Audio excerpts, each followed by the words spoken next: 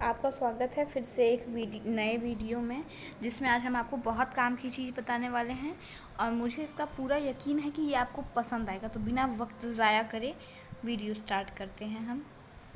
जैसा कि आप लोग बोल रहे थे कि कक्षा 12 पवन दूतिका में सबसे इम्पॉर्टेंट क्या है, कौन से पैराग्राफ सबसे इम्पॉर्टेंट है, तो सबसे पहले तो मैं आपको ये बता दूंगी कि अगर आप चाहते हैं कि आपके बोर्ड एग्ज़ाम में अच्छे परसेंट आए तो पवन दूतिका बिल्कुल मिस मत करिएगा। ये चैप्टर जो है वो बहुत इम्पॉर्टेंट है, इसके हर एक पद्यांश बहुत इम्पॉर्टेंट है। ये चैप्टर आप अगर डेफिनेटली अच्छे से देख लेते हैं तो मान के चलिए बोर्ड एग्ज़ाम में आपका पद्यांश 99% श्योर हूँ कि फंस जाएगा, क्योंकि ये चैप्टर बहुत इम्पॉर्टेंट है। तो पद्यांश की हम लोग चर्चा कर रहे थे, तो इसमें सबसे पहले हमें 3 चीज़ें देखनी पड़ती हैं जो कि पद्यांश से प्रश्न उठते हैं। कवि के जीवन परिचय, काव्य साहित्य का विकास और पद्यांशों की व्याख्या। इन तीनों पर चर्चा करने के पहले हम पूरा एक तरीके से आपको इस वीडियो में सिलेबस आपका बताने वाले हैं और अगले वीडियो में इम्पॉर्टेंट पैराग्राफ हम भेज देंगे। तो सबसे पहले आपका सिलेबस में दिखाना चाहूँगी कि कैसे आएगा। तो आपका सबसे पहला जो रहेगा वो टॉपिक मैं बताऊंगी हिंदी पद्यांश। हिंदी पद्य में आपको सबसे पहले जो है वो पद्यांशों की ससंदर्भ सहित व्याख्या आएगा, जो कि 10 नंबर का रहेगा। काव्य साहित्य का विकास 5 नंबर का रहेगा। काव्य साहित्य के विकास के लिए मैं अलग से हर संडे वीडियो बना दिया करूँगी, क्योंकि ये बहुत इम्पॉर्टेंट है। ये 5 नंबर जल्दी उठते नहीं हैं, क्योंकि बहुत रेयर प्रश्न आ जाते हैं। इसके लिए मैं अलग से वीडियो बना दूंगी, जिसे बिल्कुल देखना मत छोड़िएगा। तो हिंदी पद्य में संदर्भ सहित व्याख्या आती है 10 नंबर की, जिसमें मैं आपको इम्पॉर्टेंट चैप्टर वाइज बताऊंगी। काव्य साहित्य का विकास 5 नंबर का आता है और कवियों का साहित्यिक परिचय आता है। अगर आप आर्ट साइड से हैं तो ये 4 नंबर में पूछता है, और अगर आप साइंस साइड से हैं 5 नंबर में पूछता है। फिर हिंदी गद्य की बात करें तो इसमें गद्यांशों की ससंदर्भ सहित व्याख्या आती है, ये भी 10 नंबर का होता है। और गद्य साहित्य का विकास 5 नंबर का होता है। और लेखकों का साहित्यिक जीवन परिचय अगर आप आर्ट साइड से हैं तो 4 नंबर, साइंस साइड से हैं तो 5 नंबर। और फिर कहानी आती है। कहानी में 2 तरीके का प्रश्न आता है, कहानी का सारांश और कहानी का उद्देश्य। कहानी के सारांश और उद्देश्य में से आपको कोई एक करना रहता है, जो कि 4 नंबर का रहता है अगर आप आर्ट साइड से हैं तो, और साइंस साइड से है तो 5 नंबर का रहेगा।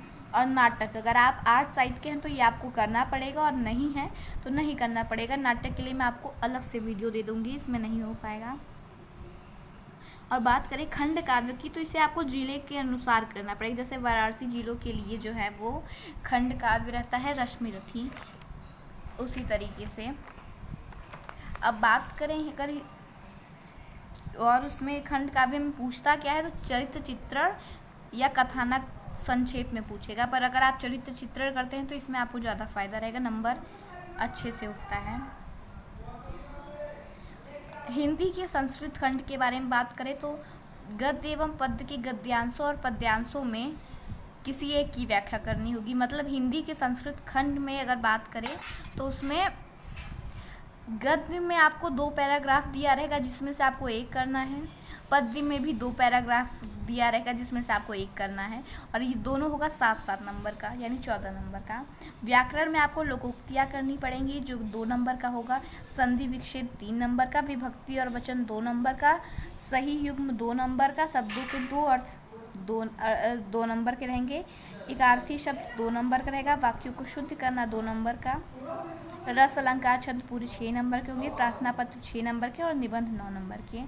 और इसमें से आप बिल्कुल फिक्र मत करिए, क्योंकि ये सारे टॉपिक जो हैं यहाँ से यहाँ तक ये ऐसे टॉपिक हैं जिनमें आपको ज़्यादा मेहनत बिल्कुल नहीं लगेगी।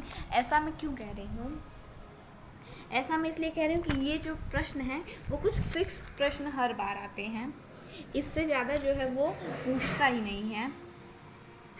अगर आप जितना मैं बताने वाली हूँ उतना तैयार कर लेते तो यकीन मानिए आराम से 90% उठ सकते हैं। हिंदी में कोई मुश्किल बात नहीं है, क्योंकि इतने रिपीटेड क्वेश्चन आते हैं ग्रामर के, चाहे वो निबंध ले लीजिए, प्रार्थना पत्र ले लीजिए, ये सब के सब रिपीटेड क्वेश्चन आते हैं, यानी कि 10 साल के अनसॉल्व में से इम्पॉर्टेंट क्वेश्चनों को छांट कर अगर दिया जाए, दो वीडियो जो है वो पर टॉपिक वाइज अगर दे दिया जाए, दो वीडियो इस पे अगर ऐसे 20 वीडियो दे दे, तो यकीन मानिए व्याकरण में आपका 100% श्योर हूँ कि जितना दिया है उतने नंबर उठ जाएंगे आपके। इसमें 1 मार्क्स भी नहीं कटेंगे अगर सिर्फ और सिर्फ दो वीडियो पर टॉपिक अगर आप पढ़ लेते तो आपका ग्रामर सेक्शन पूरा हो जाएगा।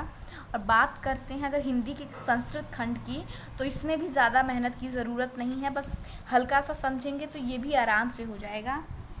खंड काव्य, कहानी और नाटक, ये तीनों ऐसे टॉपिक हैं जिसमें ज़्यादा मेहनत करने की ज़रूरत नहीं पड़ती है बाकी सबके विषय के अनुसार, क्योंकि इसमें भी कोई मुश्किल नहीं है, आराम से हो जाएगा। सिर्फ लिखने का तरीका आपको आना चाहिए कि किस तरीके से आपको लिखना है। ये ऐसी चीज़ें हैं जो लगभग सेम रहती हैं और सभी लिखते हैं। जितने लोग एग्ज़ाम में बैठेंगे लिखने के लिए, अधिकतर लोग यही लिखेंगे और सेम टॉपिक लिखेंगे, चाहे वो क्वेश्चन बैंक से पढ़ के लिख रहे हों, चाहे कहीं और से पढ़े हों। तो आपको उनसे कुछ ऐसा अलग करना पड़ेगा जिसकी वजह से आपको नंबर ज़्यादा मिले। तो पॉइंट है लिखने का तरीका। वर्क का मैं अगर आपको इम्पॉर्टेंट बता दूं और लिखने का तरीका, तो मेरी गारंटी आपको फुल मार्क्स मिलने के चांसेस रहेंगे। और अगर 100 नंबर का एग्ज़ाम है तो 90 आप आराम से ला सकती हो, क्योंकि मेरे खुद आए थे। और मैंने पिछले जितनी भी क्लासेस पढ़ाई हैं उनमें जितने बच्चे हैं अधिकतर के हिंदी में 90+ आए हैं, चाहे वो हाई स्कूल के हो चाहे इंटर के हो। चाहेंगे तो मैं आपको रिज़ल्ट भी भेज सकती हूँ, अधिकतरों के आए हैं। और मेन आपका हिंदी पद्य और हिंदी गद्य ही रहता है। लेखकों का जीवन परिचय में भी जो है वो राइटिंग स्किल आपकी देखी जाती है। आप व्याख्या कितनी अच्छी तरीके से करते हैं, पॉइंट ये देता है, और कौन से चैप्टर्स की करते हैं। तो मेन इम्पॉर्टेंट आपका व्याख्या, और बाकी सारी चीज़ें सिर्फ दो वीडियो अगर आप कहानी से लेके ग्रामर तक का कर लेते हैं तो मुझे नहीं लगता आपको हिंदी में 90+ पाने से कोई रोकेगा, क्योंकि ये इतनी शानदार, इसमें बस थोड़े से इम्पॉर्टेंट चैप्टर्स देखने पड़ेंगे आपको, और इसके साथ ही साथ लिखने की राइटिंग स्किल, यानी 2 वीडियो, एक इम्पॉर्टेंट चैप्टर्स की, दूसरी राइटिंग स्किल की, और कहानी से लेके ग्रामर पोर्शन तक सब खत्म और अच्छे से नंबर उठेंगे। मेन आपका हिंदी पद्य में पद्यांशों की संदर्भ सहित व्याख्या, काव्यों और गद्य का विकास, और लेखक और कवियों का साहित्यिक परिचय रह जाएगा। साहित्यिक परिचय भी एक वीडियो इम्पॉर्टेंट और दूसरा राइटिंग स्किल, और कुछ नहीं है। मेन आपका व्याख्या और काव्य और गद्य साहित्य का विकास इतना है। अगर इतना आप कर लेते हैं तो 3 महीने में आपका कहानी से लेके व्याकरण तक खत्म हो जाएगा, बस 3 महीने में। अभी जो महीना चल रहा है वो जुलाई है, अगर आप अगस्त, सितंबर, अक्टूबर भी देते हैं तो आपका हिंदी का कोर्स कंप्लीट हो जाएगा। बस आपको हिंदी पद्य की व्याख्या और हिंदी गद्य की व्याख्या में ध्यान देना पड़ेगा, और कुछ भी नहीं है। सो ये रहा आपका एक सिलेबस, और जिसको मैं अगर आपको एक पेपर में दिखाऊं तो भी आप देख सकते हैं, ये पिछली बार के पेपर हैं।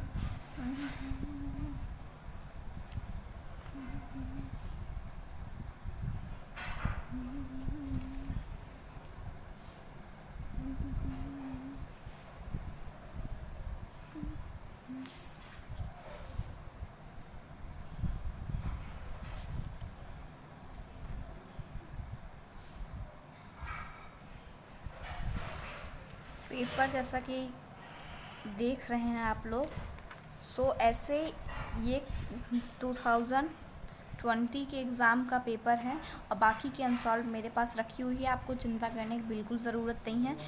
कंटेंट 100% स्ट्रॉन्ग मिलेगा, इसमें कोई संदेह नहीं है।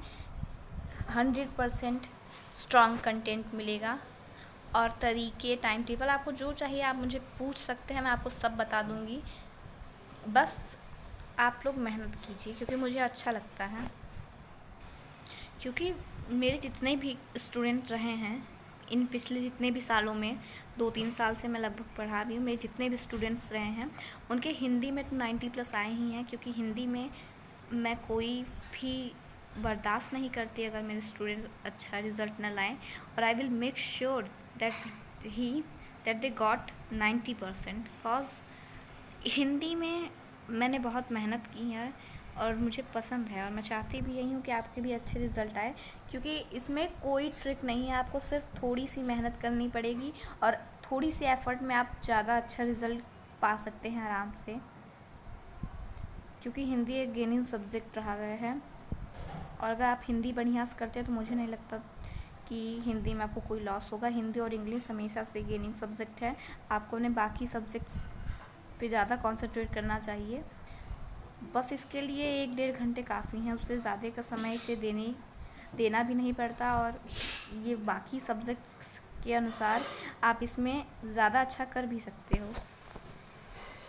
सो ये वीडियो यहीं तक रहेगी, जिसमें आपको ये आपका होल सिलेबस है, जिसके अनुसार आपको बता रहे हैं कि ये लगभग 3 महीने में ख़त्म हो सकता है और 1-2 महीने प्रैक्टिस में जाएगा आपका। ये लॉकडाउन की वजह से पढ़ाई में मुझे पता है काफ़ी समय ज़ाया गए हैं, पर ये सब कवर हो सकता है इन हिंदी।